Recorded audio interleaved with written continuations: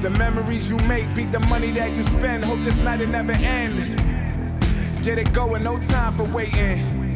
Just ignore it, no time for haters. Pray tomorrow, embrace temptation. Throw your cap like you graduating. Tell the driver you're glad you made it. Camera phones got you feeling famous. So much flash, we're illuminating the dark room in our hearts too. Yeah. Break it off? Yeah, break us off there.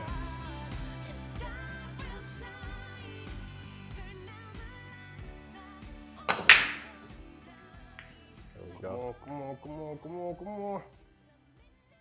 Jay, man, thank you for pulling up on me. Yes, sir.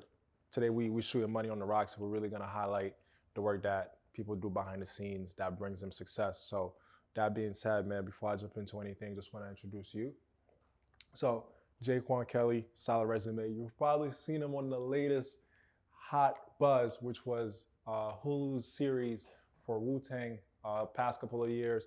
My guy Master Killer over here. So yeah, man, just tell us a bit more about your journey. You know, just background, how you got started in the space, and go from there. Yeah, so you want to move over here? Yeah. Yes, sir. First of all, thank you for having me on the platform, man. Definitely appreciate it. And yeah, man, I grew up in Harlem, New York. I first started training at the Harlem School of the Arts as an actor, man. You messing up already, man. Hey, man, it's your world. Yeah, so started training at HSA. Went on to get my theater degree from SUNY Purchase. Nice. And then, you know, from there, I mean, even before that, I got signed to my agent, which is Innovative Artist. Nice. And my manager, Jody Poussin, over at Connecting Talent. Okay. And met them at Harlem School of the Arts as well. So that's really what kind of started my professional trajectory. Yeah. Back in high school, back when I was about 15. For sure. So doing that took me about 4 to 5 years to really get my feet wet, to really figure out how to audition. I didn't know what I was doing. They threw me in the water super fast. I was going in for a lot of major shows, but didn't really have the technique, didn't really have the craft down pat. So I didn't know what I was doing. I think I'm gonna move this over here. Didn't really know what I was doing, but you know, I learned along the way. I think, you know, training in college and just even the extra training outside of that. You know, when I graduated, I was still training at whether it be HB Studio in New York. It's one of the, you know, top studios for acting and TV work, and then I had I think BGB Studio as well. So you know, it didn't just stop at college. It didn't just stop there, but you know,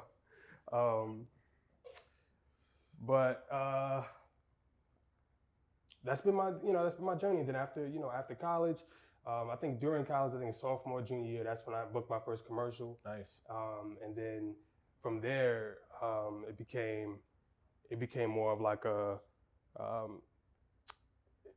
steady pace of progression from there, from TV to film to you know, to now being on Wu-Tang as a series regular. It seemed like everything kind of just panned out.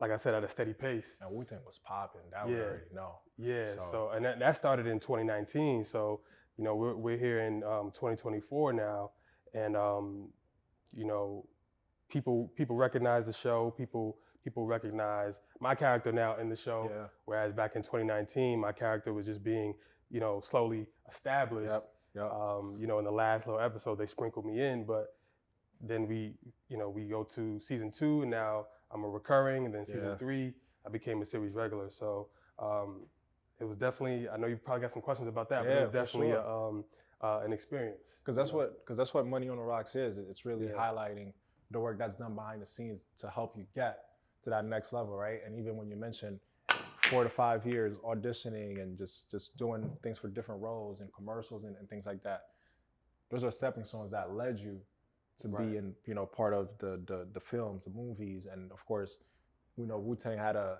really successful run.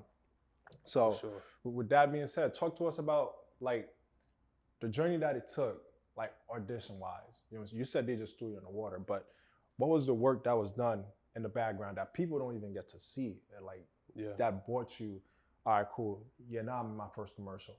Yeah, so yeah, I could talk about just the audition process. I mean, auditioning for commercials is kind of way different than auditioning for a TV show or a film. Commercials is just about, you know, little quick reactions, little quick, you know, kind of just very comedic moments. Whereas like TV and film is, it also depends on what character you're portraying. But, you know, in TV film, it's really about, you know, embellishing more on a story. Yeah. And so, yeah, I mean, I had to learn how to audition, what an audition, I mean, I was auditioning for like Disney and stuff like that in the beginning. So understanding the tone, you'll hear that word a lot in acting, and a lot of casting directors, when they do workshops, they talk about that with actors, like how to know the tone of a specific show. So if I'm auditioning for something like BMF, it's gonna be a whole different tone than if I'm auditioning for like Abbott Elementary. Yeah. Right. So I just have to understand what project I'm going in for. I think it's the same thing as if you're interviewing for any job you're going in for. It's like if I'm going in for Apple, I gotta know who I'm talking to, versus if I'm going in for Microsoft, like I gotta know, you know, what goals they have, and you know, what projects align with their vision, and speak to that. So it's I think a lot of the audition process is, it aligns with just professionalism in general, like just how you approach an interview or a conversation with somebody who can take you to the next level anyway. So, but I would say, so, you know, when it comes to Wu-Tang, I mean, I started in 2019. I auditioned for like 6 different roles before I got Master Killer, but fire. I thought for a while, man, it was, I thought that, man, they just don't want to hire me. Like they keep on calling me back in, and I'm not booking anything. So what's going on? And I had to realize that that's not a sign of defeat. That's actually a great thing, is that they keep calling you in, and this casting office, even though you're not getting this particular role, this casting office is a fan of your work. Yeah. And so they're trying to go to bat for you. There's so many people behind the scenes that are working, from a casting associate to a casting director, and they have to pitch you to a director, to a producer, to a writer. And so it's a whole team of people. So it's not just, you know, you're looking at it from your lens. I walk in a room, I do my best, and I leave and I don't hear nothing back. But there's a lot of nuance behind the scenes. Yeah. So I think, you know, that experience just taught me how to win the room. We call it booking the room in acting. Is like, even if you don't book the role, your goal should be to book the room. Every casting director you meet, your goal should be to make them a fan of yours, make them a fan of your work. Yep. And oftentimes, like, you know, it's easy to get discouraged and think like, you know, I'm not hearing nothing back, and I feel like I need to be doing something else. But you know, you're doing something right, because you keep getting called back in. So you know, I went in for GZA. I went in for I didn't go in for RZA. I went in for Ghostface. I went in for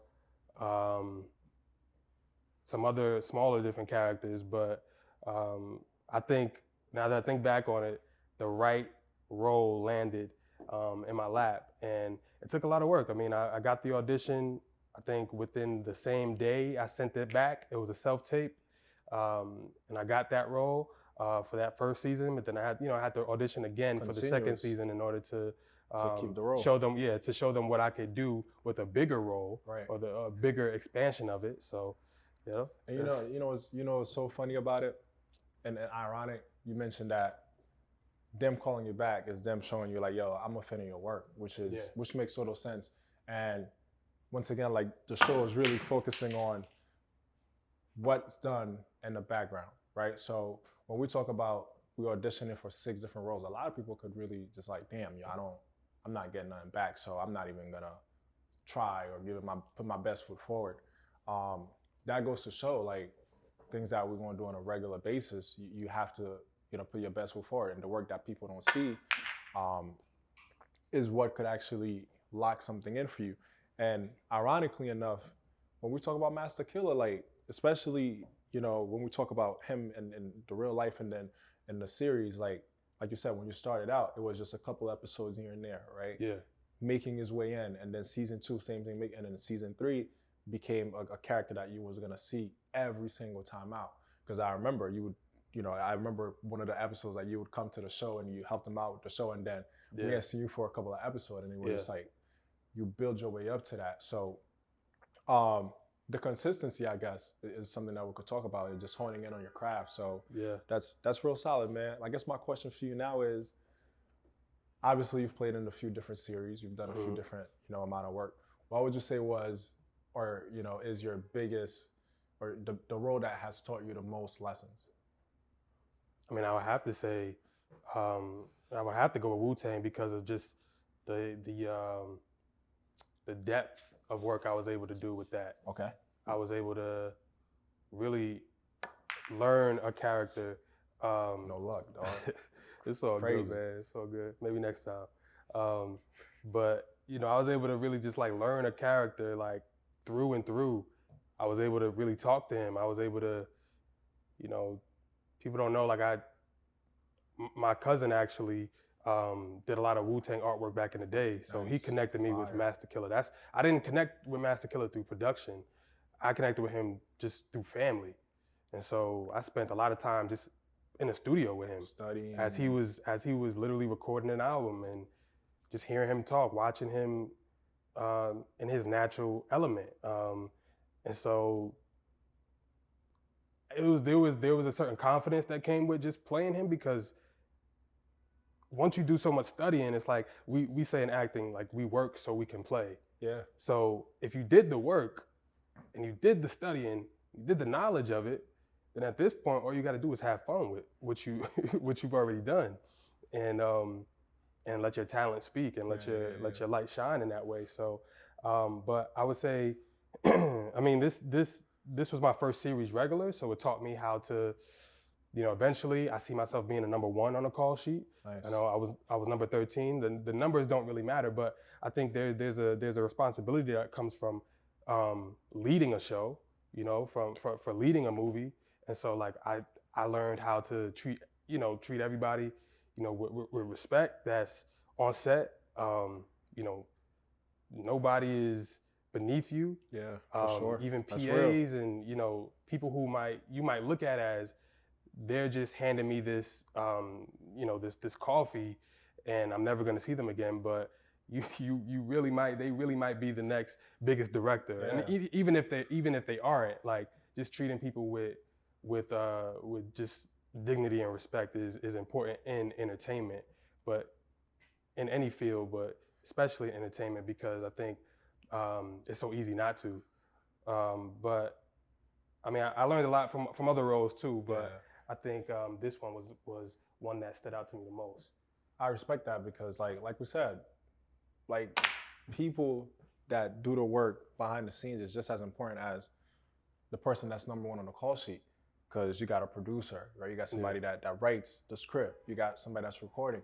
Without them, the actors really don't shoot, if we're gonna keep it real, right? If there's not a script, then what's the actor gonna follow, right? So when we talk about it, it takes a team. And once again, you're not seeing who's writing these scripts. You're not seeing who's producing, or the person that's behind the main producer. You're not seeing them. But without those people, the work don't get done, right? So just putting that into place. So as far as your portfolio goes, man, we know it's not just, the cameras, it's not just films, it's not just movies or shows or anything like that. Let's talk about the other aspect of it, man. Yeah. Just you've done some work on the audiobook side of it. Yeah. Give us some details about that. Yeah, so I mean, the last audiobook I did, last project I worked on was it was called Love Radio. And it's Does that count? I was gonna say, I don't know if that count. I don't know. You can do it again. I gotta get it. All right, cool. I'm chilling. But I ain't cheating, by the way, bro. I'm just saying. But so Ebony Liddell, she's a great author. She wrote a young adult novel called Love Radio. It's about a young DJ in Detroit, and so I play the DJ. Prince is his name, and so it actually won, or not won, but got nominated for an Audie Award last year. So that was a blessing. I've also narrated the book. Tyler Johnson was here, which was another young adult novel back in 2018. Okay. And so that one had a lot of buzz as well. And so, yeah, it's just a blessing to my agents are great. It's like Shout out to them. We talk about a team. It really takes a team. Yeah. And when I got signed to my agents, I got signed to them all across the board. So film, TV, theater, voiceovers, So you don't video miss a beat. games, interactive, print. Like, there's literally nothing that they don't represent me for, commercials. So I just have a solid team, and I got to give it up to Sherry Hoffman over there at Innovative, because Shout out to Sherry. she really did her thing in terms of like pitching me for a lot of different voiceovers and audiobooks, and I think that's a lane that I've been blessed to have some success in, and just be comfortable in that lane as well. And I never took a voiceover class. I never took an audiobook or voiceover commercial class, but I've been able to be in that lane, and that's a blessing. Yeah, solid. Yeah, man.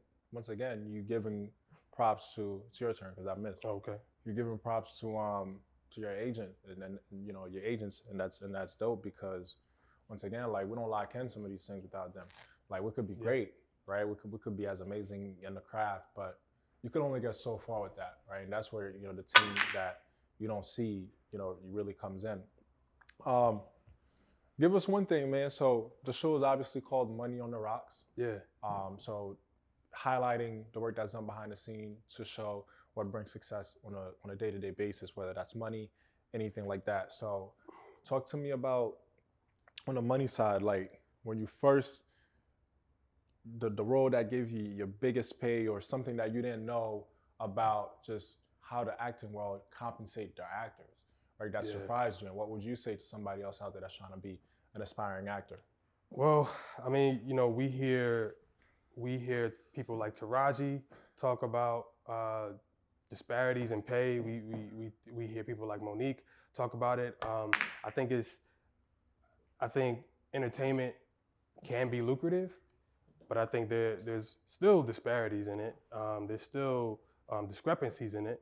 But I think that in a lot of ways, like, actors just need to be able to understand the business side of it, as with anything else. Right. So, I made sure that I was, very astute about managing my money. Yep. About understanding, okay, this was the offer, but is this really how much I'm worth? Even though this is my first series regular, is this how much I'm really worth? And then having that conversation with my agents, and then going back to the studios and having that conversation, and it coming back higher because they had that discussion. So I think it's just a matter of like that's a part of it. Those are things that, I know we keep talking about this, but this is with any field, you have to know your worth, and you gotta be able to negotiate and understand what you're bringing to the table, so that you can set yourself up for the next thing. So, and yeah, I mean, Wu-Tang was a blessing in that way, and I think also just having the acumen to transition to LLC helped me a lot too. Yes. And yeah, I took that as an opportunity to make some investments. I know we talk about the multifamily real estate as well. Side, yeah. I took that as an opportunity to just invest, and I want to continue to build that portfolio as well over there. So it's I never wanted to use just acting as my main source of income, as my only source of income, and so I'm always just interested in diversifying and figuring out how to just how to grow and expand my knowledge in those ways. Which is dope, because when we talk about the acting world, like, there are times you go and get a booking, you're gonna get a show, you're gonna get something. But there could be a time where you go a period of time without Yes. having that income, right? Yes. So I know we talked about this off camera, how actors get paid. It's not always up front. Yeah. Right? A lot of times it's on the back end when things are almost done. So like you said, just having other, components that's going to say, okay, well, if I don't get a booking for another couple of months, I know I'm good, right? So that's dope to see, which I'm going to transition now into the mental component of it, because we talk about you could get a booking today and not get one for another couple of months. Recently, we just had the writer's strike, where it was tough for everything came to a halt in that space. No acting, no writing, nothing like that. So how were you able to deal with that, man, behind the scene mentally? Like what was it like? And then what's the things that you did to allow you to, I could get past this? I'm not gonna lie, in the beginning, I was like, this is easy. Like, Yeah. I told you, I just made that investment. Like, I made a huge investment. So I felt like I was good, but then I think towards the tail end of that, it really started to hit me. I really started to, because I'll admit, I was looking at it in a very self-centered way, as opposed to, I think it's your turn, as opposed to like looking at it as like a collective and as a community of like what my peers and what my colleagues are going through right now. Like, what are they all experiencing right now? And like, nobody is exempt from experiencing struggle in this way. And so, I mean, it really started to take a toll on me towards the end of the strike. But I would say, yeah, go ahead. So, I mean, I would say, all in all, I think I've learned to understand that being an actor is what I do, but it's not who I am. Okay. That's a big piece. So, I can't attach myself to results and outcomes,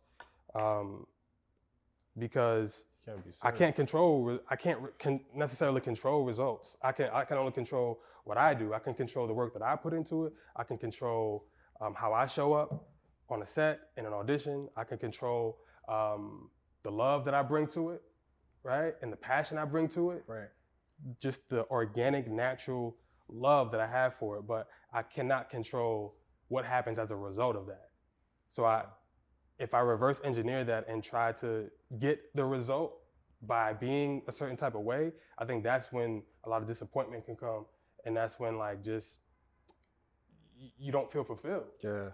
And I've been there, like where I've been banking on a phone call, like waiting by the phone literally for a particular role after I got a call back, and then not getting that and knowing how defeated I felt. Yeah. And I just don't want to feel that anymore. Yeah, for sure. And I don't have to. So I think it's a choice. I think actors have a choice to the law of detachment. If you think about a thing for so long and you approach it with a desperate energy, I think that's when you can start to push it away. Yeah, for sure. So that's when I started to just really just approach it like, where's the love in what I'm doing? Because if I don't love what I'm doing, then what's the point? And you're an actor not just when you're on a set.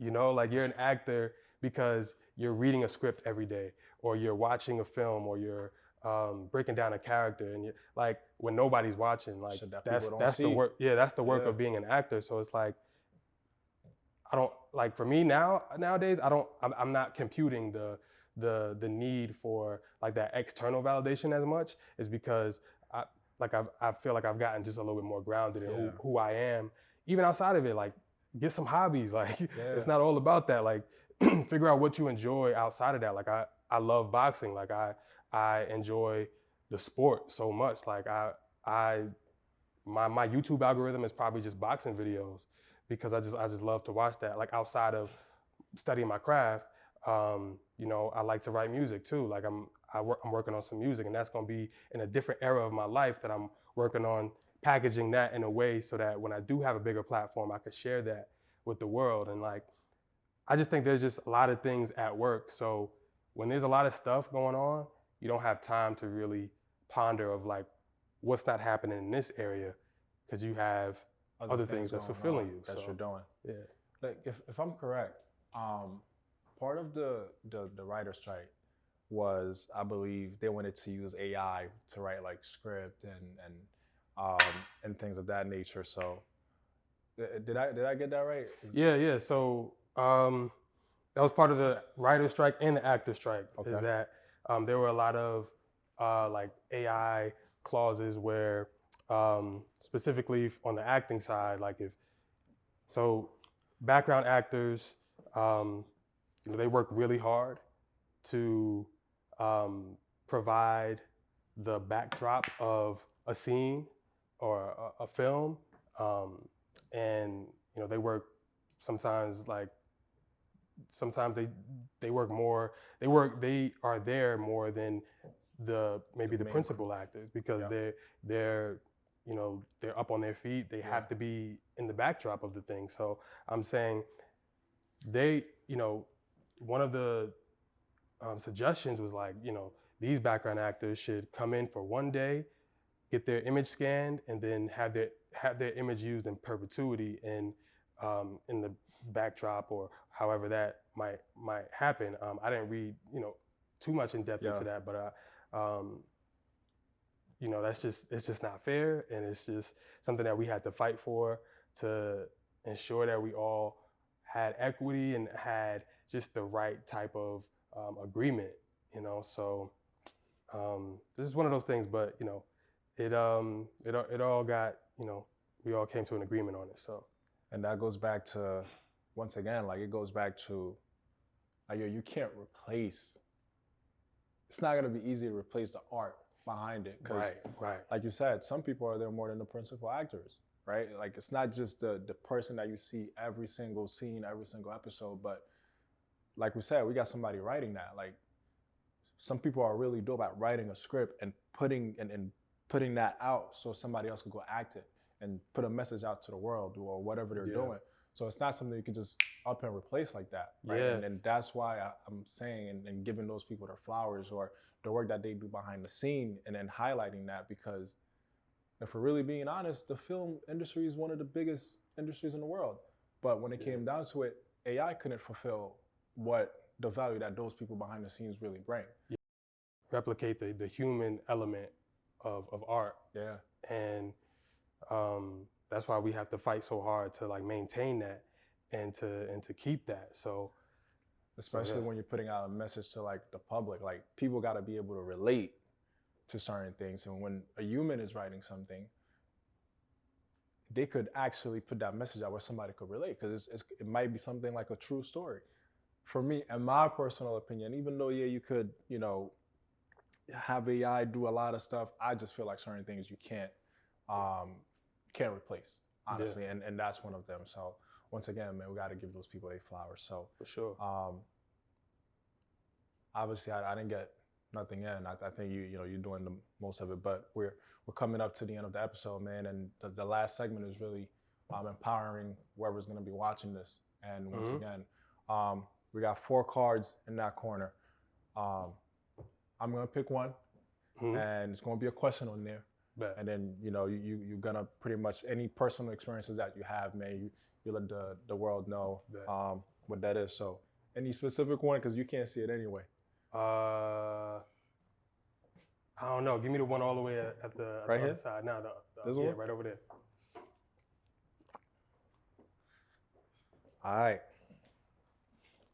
So this one says, am I focusing more on what my life looks like than on what it actually feels like?